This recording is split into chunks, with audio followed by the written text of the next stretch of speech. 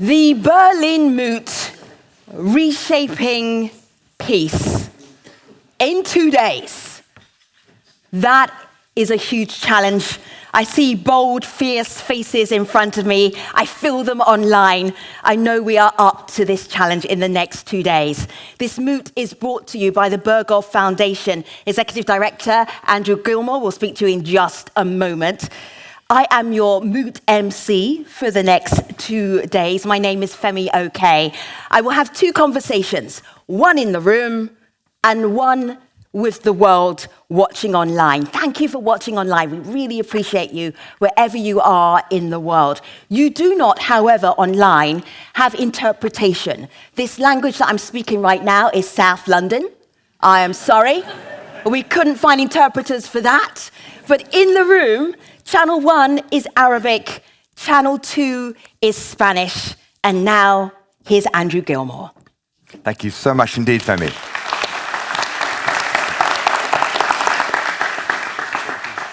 Thank you very much indeed. On behalf of the Berghof Foundation, I'm honored to welcome you all here, presidents, prime ministers, state secretaries, ministers, doctors, professors, ambassadors, and ladies and gentlemen of all sorts. Thank you very much indeed for coming.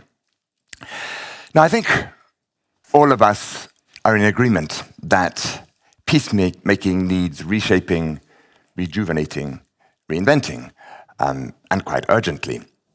And this is the purpose of the Berlin Moot.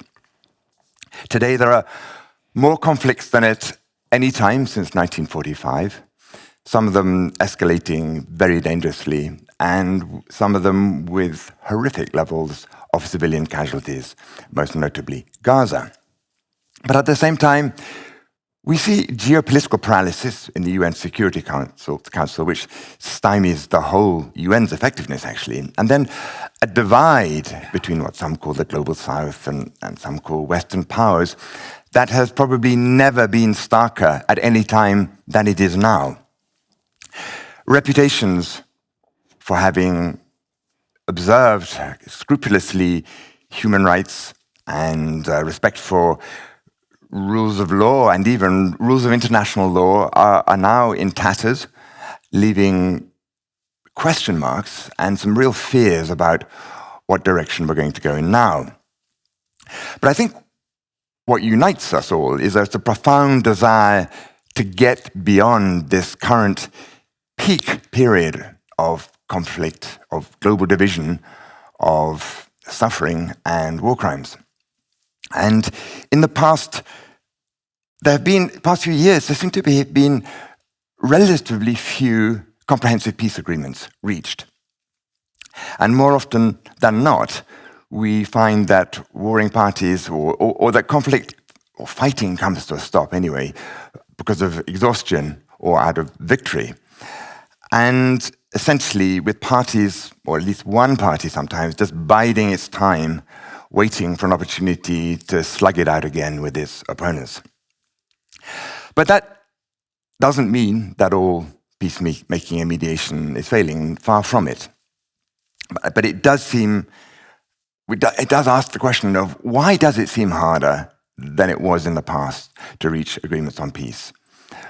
What could we do differently? And how can our approaches and tools be adapted to become more effective? And these are some of the questions that the Berlin Moot will be addressing over the next 2 days.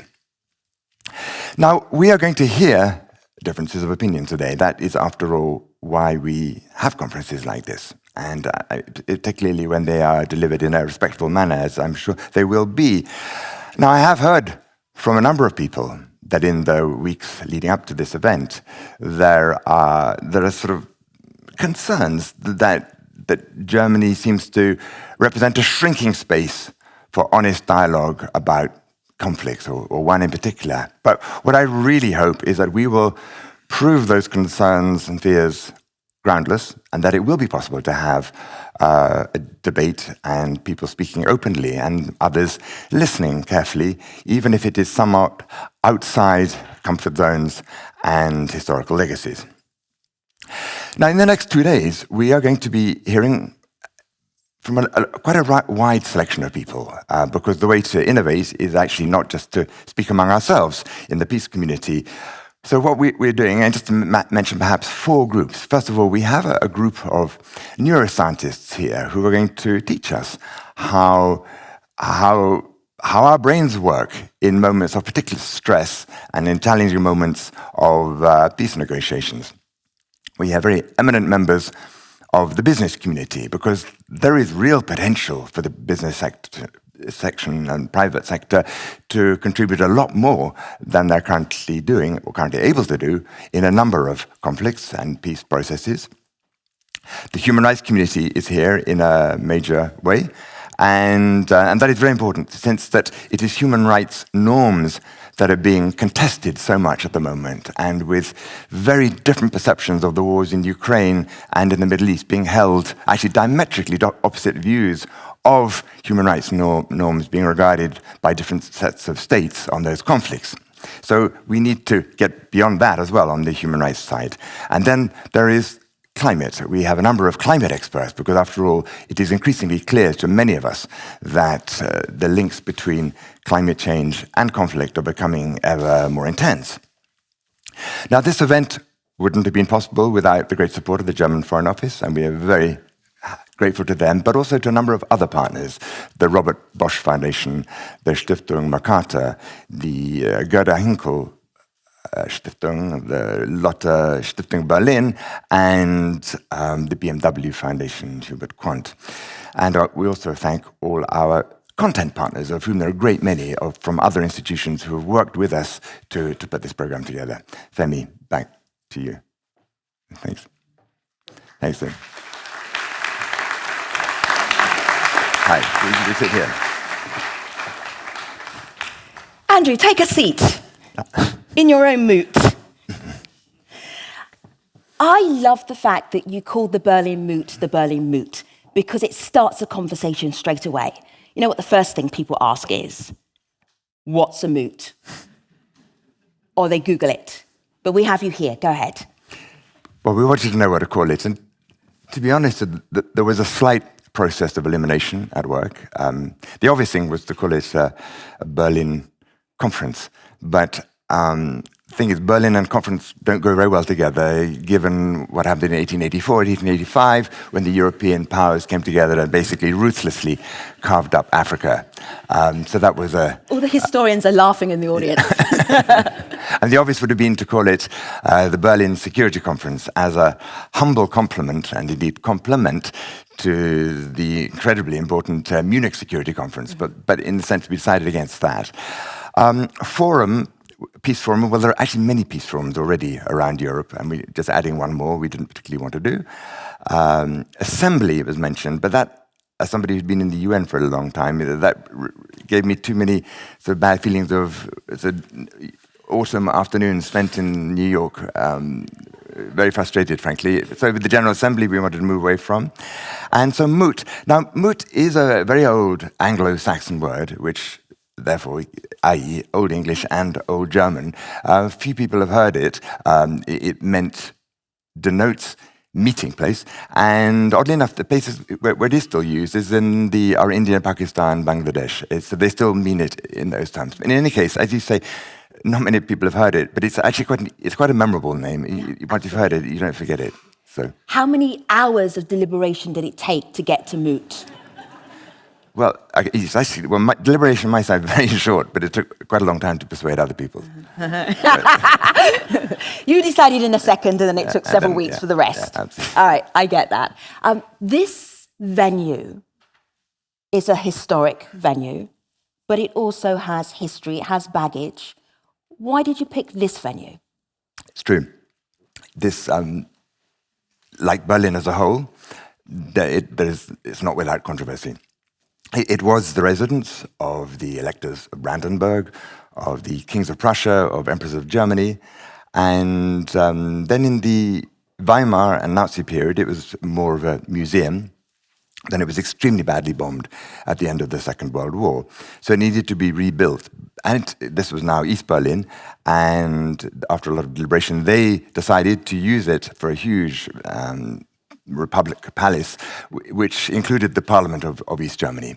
And then after reunification in 1991, there was a very big internal debate, and then that was demolished, partly because it had a lot of asbestos in it. And then more debate, and they decided to do it in this way.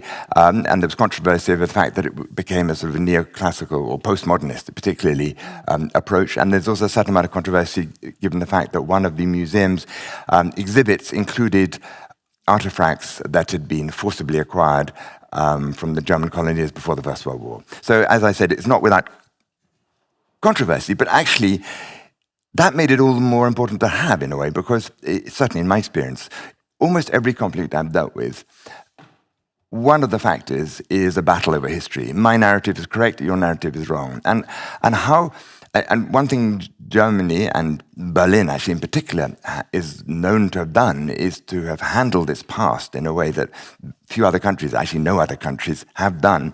So how to handle the past is a particularly important factor in conflict resolution, and I think that therefore having in a building which has, it's also, by the way, a very comfortable and well-situated building as well. So that was another reason, and we're very grateful for the team who work here, who have made things very easy for us. All right. As I've been talking to the Berlin Moot team, there's a word that comes out a lot, and it's concrete.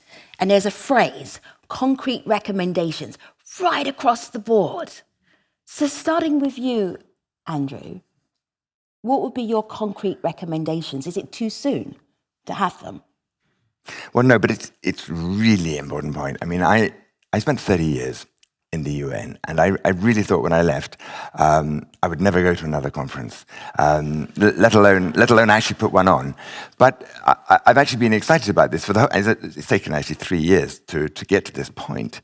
We wanted this one to be a bit different, because in many of our experiences, and I was discussing with Jeff Feltman yesterday, who put it beautifully, the tendency is for speakers to admire the problem, to give great analysis and restate the problem many, many times sometimes, particularly at the UN, and a great reluctance to actually put forward proposals that could actually lead to a solution. So what we've been very keen on, which is why we've been begging almost our excellent moderators and speakers to please focus on recommendations on how to take things forward. So that is one of that's what I really would like to see come out of it. Now, the other thing is as I mentioned briefly, we're not just speaking to ourselves. Often I've been to peace events where we meet ourselves, diplomats, mediators, peace builders. By bringing in so many other disciplines, we're really hoping to create new coalitions and new approaches that might be a little bit different. Do you have a recommendation at this stage so that the rest of the speakers understand Andrew Gilmour's idea of what a concrete recommendation is? No, because they are so. No. I mean, for something like a concrete recommendation in the brain, the neuroscience one is going to be very different to what it's going to be discussing Sudan. But we are. I might just say we have the Berghof Foundation. We are 52 years old. We've been working on peace support, on research and conflict, and peace education. We put this together very much thinking that the way forward is we didn't want to just discuss the complexity of conflict. Just in every direction, there will be ways, and that's why I'm particularly hoping you and all the other moderators will be pressing our speakers to say, okay, that's great analysis, but what do we do about it? So that's my hope on that front. I and the other moderators appreciate the assignment.